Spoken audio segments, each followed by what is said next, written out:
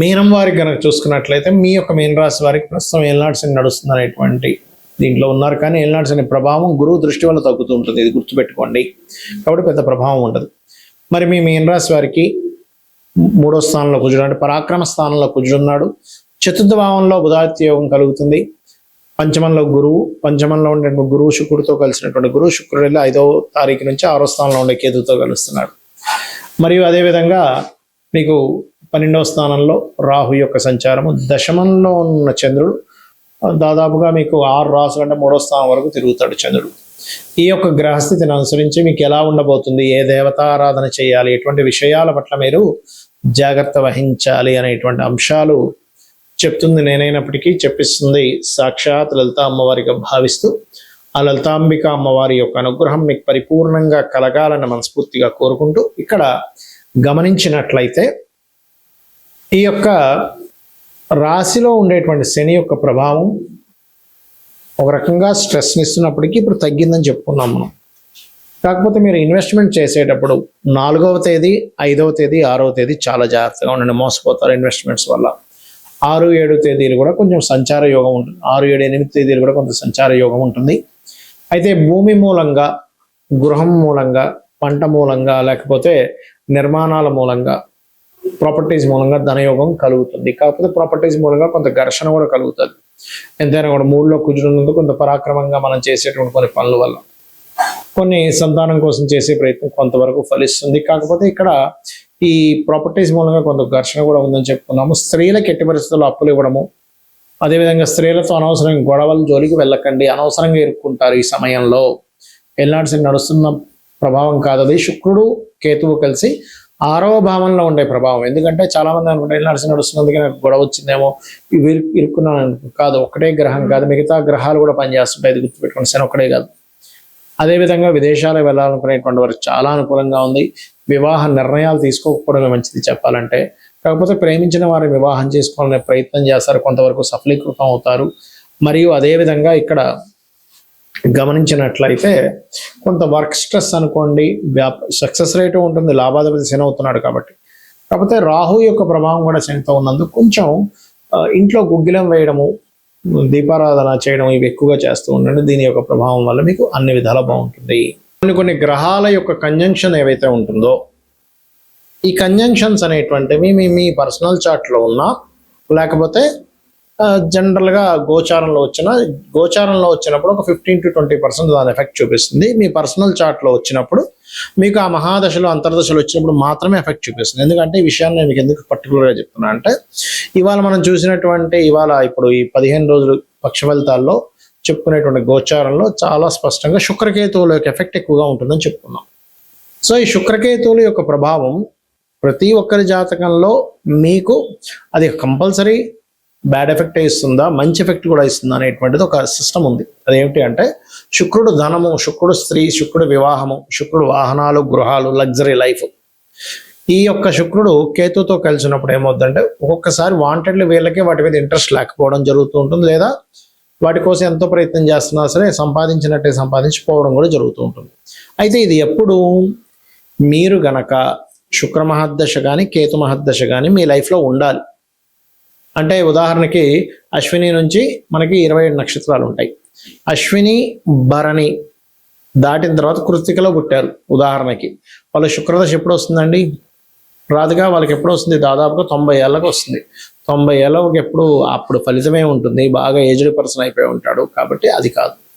మీరు ఉదాహరణకి అశ్విని నక్షత్రంలో పుట్టారు, లేదా భరణి నక్షత్రంలో పుట్టారు, లేదా రేవతిలో పుట్టారు, లేదా ఉత్తరాభాద్రలో పుట్టారు, ఒక ఏజ్లో వస్తాయి. అప్పుడు చూసుకోవాలి. అది కూడా ఏంటి, శుక్రుడు బాగుంటే మంచి ఫలితం, శుక్ర మహర్దశ. శుక్రుడు పాడ ఇలాగే కేతుతో కలిసి ఉంటే అన్ని స్ట్రక్ అవ్వడం, అంటే భార్య కొన్ని కారణాల వల్ల కొంతమందికి ఎలా ఉంటుందంటే జీవిత భాగస్వామితో విడాకులు అవ్వవు, కానీ జీవిత భాగస్వామి ఒక దగ్గర, వీరు ఒక దగ్గర నివాసం ఉంటూ ఉంటారు, గుర్తుపెట్టుకోండి.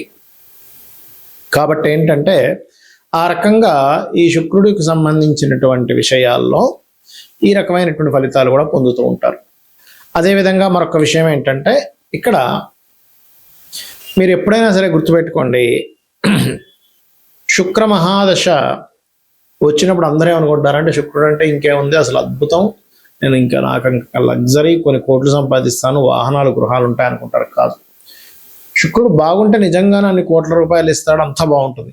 కానీ కేతువుతో కలిసి ఉండి, ఆ కేతువుతో కలిసి ఉండి కూడా కొంతమందికి యోగిస్తుంది. అది ఎప్పుడో చెప్తానండి. కొన్ని కెమికల్ రిలేటెడ్, ఫార్మా రిలేటెడ్ పూజాది కార్యక్రమాలు చేయించేవారు, అమ్మవారు ఉపాసకులు, లక్ష్మీ గణపతి ఉపాసకులు, పూజా సామాగ్రి స్టోర్స్ పెట్టుకునేటువంటి వారికి మళ్ళీ యోగిస్తుంది, గుర్తుపెట్టుకోండి. కాబట్టి ఇక్కడ ఏంటంటే మీరు ఏ వృత్తిలో ఉన్నారు, ఏ మహాదశ నడుస్తుంది, మీకు ఆ వృత్తి మీ జన్మజాతకంలో ఉండేటువంటి కాంబినేషన్స్కి కనెక్ట్ అవుతుందా లేదా. అంటే ఎలా అంటే ఒక వ్యక్తి చూడండి, ఒక బీటెక్ చదివాడు, సాఫ్ట్వేర్ చదువుకున్నాడు, అతని సాఫ్ట్వేర్ రంగాలకు సంబంధించిన దాంట్లో అతను జాయిన్ అయితేనే అతను చాలా చక్కగా ఆ యొక్క వృత్తిని నిర్వహించగలుగుతాడు. అలా కాకుండా అతన్ని తీసుకెళ్ళి మెకానికల్లోనే వేశారు, లేకపోతే మ్యాథ్స్ టీచర్గా చెప్పమన్నారు, లేకపోతే ఇంకోటి ఏదో చేయమన్నారు, చేయలేడు. అంత మాత్రం చేత అతని దగ్గర టాలెంట్ లేనట్టు కాదు.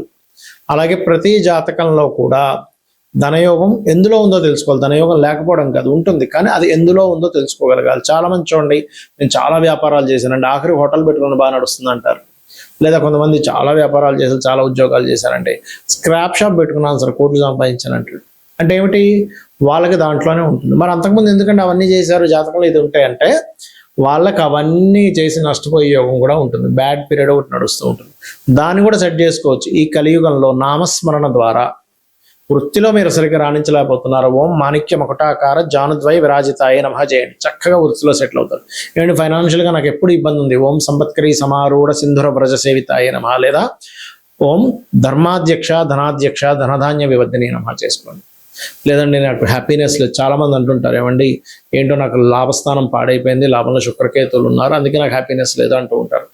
అలాంటప్పుడు చాలా చక్కగా అమ్మవారి పాదాలు పట్టుకొని అమ్మవారిని ఓం ఇంద్రగోప పరిక్షిప్త స్మరతో నాభజంగికాయ నమః అనే మంత్రం చేయండి, ఖచ్చితంగా బాగుంటుంది. ఈ రకంగా ఏంటంటే ఇది కలియుగం కాబట్టి కలిలో నామస్మరణ ద్వారా మనం తరించవచ్చు. పెద్దగా ఏమి టెన్షన్ పడాల్సిన అవసరం లేదు, దాన్ని యాక్సెప్ట్ చేయగలగాలి. పూర్వజన్మలో చేసిన కర్మ వల్ల ఈ యొక్క గ్రహస్థితి ఏర్పడింది కాబట్టి నేను దీన్ని ఈ రకంగా నేను మార్చుకోగలగాలని ఒక నామస్మరణం మీ యొక్క జీవితాన్ని ఖచ్చితంగా మారుస్తుంది, గుర్తుపెట్టుకోండి. ఇక ఈ కాంబినేషన్స్ ఎప్పుడు కూడా కొన్నిసార్లు ఒక అద్భుతమైన కాంబినేషన్ కూడా ఉంటుంది. ఆ చంద్రమంగళ యోగం ఉందండి, బుధాదిత్య యోగం ఉందండి అని చెప్తూ ఉంటారు కదా. ఆ యోగం ఉన్నప్పుడు ఏంటంటే మీకు ఒకటి గుర్తుపెట్టుకోండి, ఆ యోగం పాపకత్తెరలో ఉంటే రాదు, మళ్ళీ మీకు ఫలితం శుభకత్తెరలో ఉంటే బాగా వస్తుంది. సో ఒక గ్రహం ఇంకో గ్రహాన్ని కలిసినప్పుడు ఒక యోగం ఏర్పడినప్పుడు, యోగం అనేటువంటిది ఒక రాశిలో ఉన్నప్పుడు ఏర్పడుతుంది, నక్షత్రంలో ఉన్నప్పుడు ఏర్పడుతుంది, ఒక గ్రహంతో కలిసినప్పుడు ఏర్పడుతుంది.